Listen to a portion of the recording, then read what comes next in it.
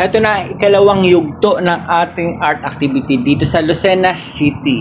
Ito po yung diversion na papuntang Sariaya and sa kaliwa naman ay papuntang Bicol area. Pag diretso natin, ito naman ay papuntang Lucena Bayan. Familiar ba kayo sa Pacific Mall? Doon po yun. Papunta pa po kami doon sa Talyer kung saan doon namin gagawin ang ating art doon sa sasakyan ng ating boss. Samahan nyo ako dito sa Line Forbes. Ito po yung gawaan dito, no? Pinaka paint shop at the same time tiler siya. Hindi ito ha, hindi yan. So, dala na natin yung sasakyan. Kulay cream po yung sasakyan natin. Ayan, Kuya Henry po kasama natin habang naghihintay po tayo. Nakatimpla na po yung mga paints natin. 4 na colors yung gagamitin natin. Ayan, so, dito po sa kabilang side, meron tong table. Kung saan doon ko po ika-cuts, i-layout lahat ng mga gagawin ko mamaya. So, gagawin natin ng pattern ito. Kasi yung sasakyan na to, hindi naman basta-basta lang tayo maggagawa ng design. Kundi, gusto natin maayos, no? Quality. Alam mo naman dito sa Lucena, dapat quality yung mga gawa. Ayan, samahan nyo ako. Sana ay maiayos natin lahat ng mga gagawin natin, lalo-lalo na sa art. Ayan. So, nagka-cuts ako dito ng pattern, kasama ko ang aking wife na si Rose. Hayo na po yung sasakyan, espresso po, Suzuki Espresso.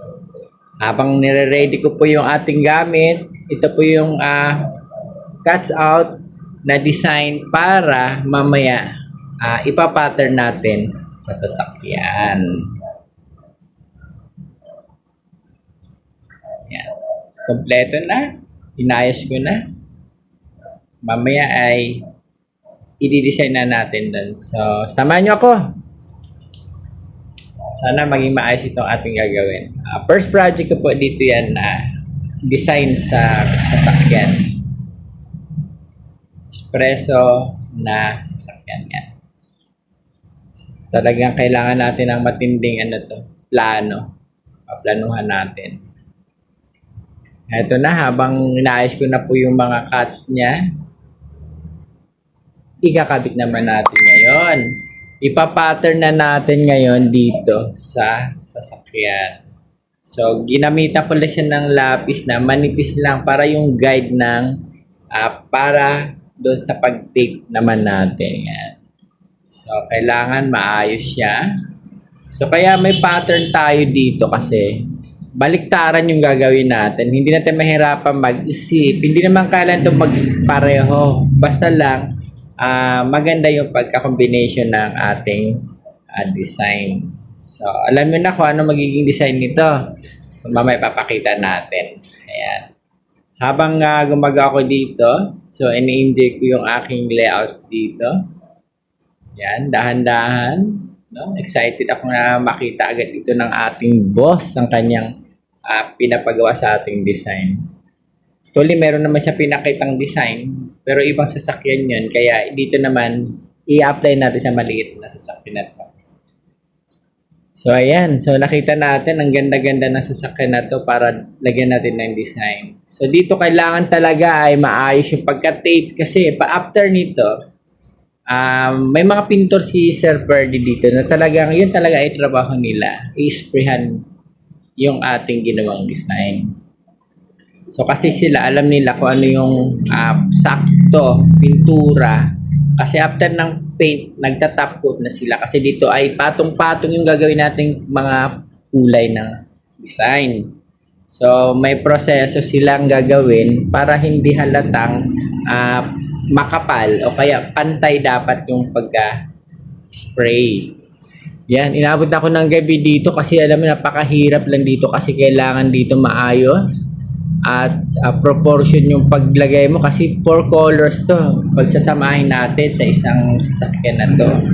So dapat talaga babalutan natin ng mga newspaper, ang mga bintana, mga rubber. Yan, may mga rubber sa ibabaw ng bubong, dapat hindi yan ma-sprayan. So may mga parts talaga na dapat ayusin natin yung pagtitape.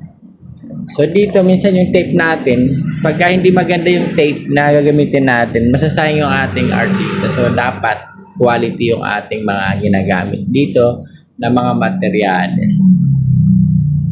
So ayan, habang inaayos ko na itaas, no? Kumuha lang ako ng upuan kasi hindi ko naman talaga maapakan itong part na to kasi baka mamaya merong hindi, kasi mabigat din tayo, kailangan natin iingatan yung sasakyan. So naghanap ako ng mapatungan at inaabot ko na lang yung design dun sa tuktok ng sasakyan.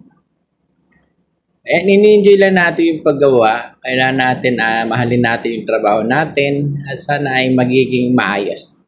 Heto na po. Nakita nyo naman yung ating pinaghirapan. Ayan na yung result. So, hindi ko na pinakita yung paano, proseso na isa-isa. So, ito na yung naging itsura ng ating ginawa na sasakyan ni Sir. Ayan.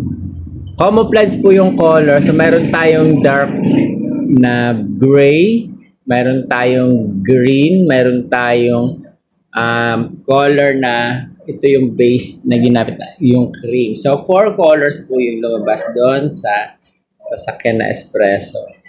Ayan po. At sana ay nagustuhan nyo po yung design, kakaibang design at lalo-lalo na ang ating boss. Thank you sa pagtiwala na gawin natin ang design ng iyong sasakyan.